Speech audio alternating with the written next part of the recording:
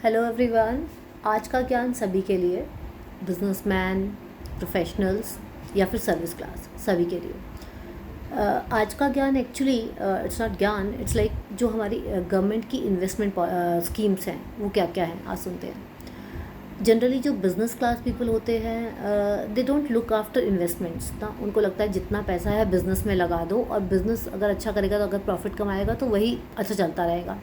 लेकिन future is uncertain, you never say कि future में क्या होने वाला है ना। तो ज़रूर कुछ ना कुछ अमाउंट जो है वो फ्यूचर के लिए ज़रूर इन्वेस्ट करना चाहिए बिज़नेस क्लास को भी। प्रोफेशनल्स होते हैं, डॉक्टर्स, लॉयर्स या बहुत सारे प्रोफेशंस में अलग अलग होते हैं, तो वो लोग भी डिफरेंट डिफरेंट इन्वेस्टमेंट स्कीम्स के बारे में सोचते हैं, क्योंकि फ्यूचर के लिए सबको कुछ ना कुछ सिक्योरिटी रखनी है, कुछ ना कुछ सेफ रखना है अपने पास। और जो सर्विस क्लास होते हैं वो तो डेफिनेटली अपना जितना भी अर्निंग होती है सभी को मतलब ये कोशिश करनी चाहिए कि अपना एक पोर्शन ऑफ सेविंग हमें ज़रूर इन्वेस्ट करना चाहिए।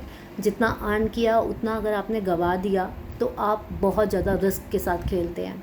ठीक है, तो ज़रूर इन्वेस्टमेंट्स के बारे में सभी को सोचना चाहिए। अब हम देखते हैं इन्वेस्टमेंट स्कीम्स कौन कौन सी अच्छी है।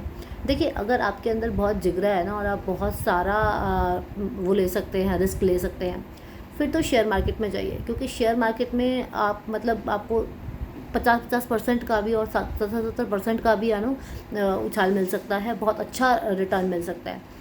लेकिन सब्जेक्ट टू मार्केट रिस्क बहुत ज़्यादा, उसमें तो बहुत ज़्यादा। ठीक है, और आई डोंट थिंक कि हर बंदा उतना रिस्क लेके काम करना चाहता है ना। सारा टाइम हम नहीं उसको कंसिडर भी नहीं कर सकते हैं कि हर टाइम हम शेयर्स देखते रहें, अभी कितना है अभी कितना है। उसके बाद जो म्यूचुअल फंड्स आते हैं हमारे, they are also subject to market risk, तो उसमें भी डर तो बना ही रहता है, आपको बहुत ध्यान रखना पड़ता है। लेकिन हाँ, as compare to shares, mutual fund में फिर भी इन्वेस्टमेंट थोड़ी अच्छी है। उसके बाद आती है हमारी सेफ़ इन्वेस्टमेंट स्कीम्स। ठीक है, तो इसमें क्या रहता है, एक तो हमारा एफडी हो गया जो हम बैंक के थ्रू लेते हैं, बट एफडीआर्स में जो रेट ऑफ इंटरेस्ट है शायद वो उतना अच्छा नहीं मिलता है। तो कुछ मैं आज गवर्नमेंट स्कीम्स के बारे में बताऊंगी जिसमें जो रेट ऑफ इंटरेस्ट है वो भी बहुत अच्छा है और स्कीम भी अपने आप में बहुत अच्छी है। जैसे एक चीज़ पीपीएफ अकाउंट है। पीपीएफ अकाउंट मेरे को लगता है हर लेवल ऑफ इनकम के बंदे को ज़रूर खुलवाना चाहिए। ठीक है, एक तो पीपीएफ में जो आपको रेट ऑफ इंटरेस्ट मिलता है ना, ये दैट इज़ 7.10, तो ये रेट ऑफ इंटरेस्ट जो है ये अपने आप में बहुत अच्छा है। दूसरा, 5 साल का लॉकिंग पीरियड रहता है, लेकिन 15 ईयर्स तक आप इसको कंटिन्यू कर सकते हैं। तीसरा, पीपीएफ हो, सुकन्या हो, या ये जितनी भी स्कीम्स है ना, ये they work on triple E concept, मतलब कि एग्जाम्प्ट एग्जाम्प्ट एग्जाम्प्ट, यानी कि आपको टैक्सेस कहीं नहीं लगते हैं। आप डिपॉजिट के टाइम पे, आपका विड्रॉल के टाइम पे कहीं टैक्स नहीं लगता है। तो पीपीएफ से अच्छा अकाउंट कोई नहीं है।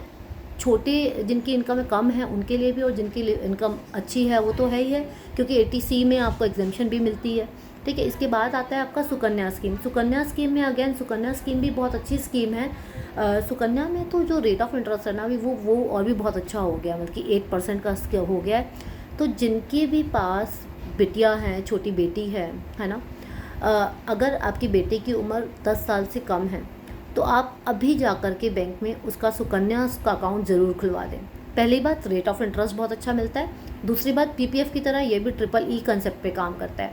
ठीक है, तो और इसमें क्या है कि आपको मिनिमम जो है साल में 1,000 रुपये जमा कराना है, वो जो कि बहुत ही कम अमाउंट है, और मैक्सिमम जो है आप 1.5 लाख तक करा सकते हैं। और एग्जाम्पशन भी वही, एटीसी में इसकी भी एग्जाम्पशन है। तो लेकिन जो रेट ऑफ इंटरेस्ट मिल रहा है ना वो 8% मिल रहा है, जो कि ज़बरदस्त है और बहुत अच्छा रेट है, मतलब compare to any other scheme, और किसी भी तरह का रिस्क लेने से अच्छा है। सबसे सेफर इन्वेस्टमेंट है। And at the time when your girl will be crossing 10th standard ना, उस टाइम पे आप ये अमाउंट विड्रॉ कर सकते हैं, 10th स्टैंडर्ड या फिर 18 ईयर्स, जो भी अर्लियर रहेगा। ठीक है, तो ये सबसे अच्छा अकाउंट है। इसके बाद जैसे मैंने ये बताया सुकन्या का, इसी तरह महिला सम्मान सर्टिफिकेट, जिनके बारे में मैंने पहले भी बात करी थी, कि क्योंकि बाकी जो मैंने स्कीम्स बता रही हूँ वो थोड़ा लंबे टर्म के लिए इन्वेस्टमेंट्स हैं, लेकिन जो महिला सम्मान सर्टिफिकेट है ये, इसका लॉकिंग पीरियड सिर्फ 2 साल का है, और 2 साल में अगर गवर्नमेंट आपको 7.5% का रेट दे रही है ना, तो बिलीव मी, इससे अच्छा कुछ नहीं है। क्योंकि ऐसा इंटरेस्ट शायद मतलब 7-8 साल पहले ही मिलता था।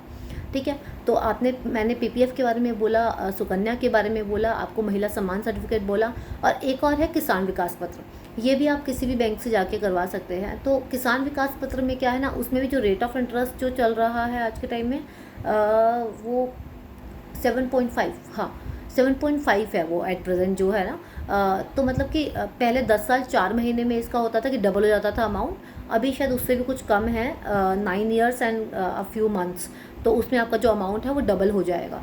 तो इसमें आप कितना मर्जी अमाउंट इन्वेस्ट कर सकते हैं, ठीक है। लॉकिंग पीरियड है वो थोड़ा लंबा है, लेकिन जो रिटर्न्स हैं इसके वो बहुत अच्छे हैं। तो अगर आप में से कोई भी, किसी को भी ऐसा लगता है कि नहीं इन्वेस्टमेंट स्कीम्स बेकार होती हैं, अपना सारा पैसा बिजनेस में लगा दें या अपना किसी से प्रॉपर्टी में लगा दें, ऐसा कर दें, तो बिलीव मी, इन्वेस्टमेंट स्कीम से अच्छा कुछ नहीं होता है। आपका अकाउंट जहाँ पर भी है, जिस भी बैंक में है, प्लीज़ जाइए और अपने आप के लिए कुछ इन्वेस्टमेंट स्कीम्स को ज़रूर एनरोल कीजिए। Thank you so much.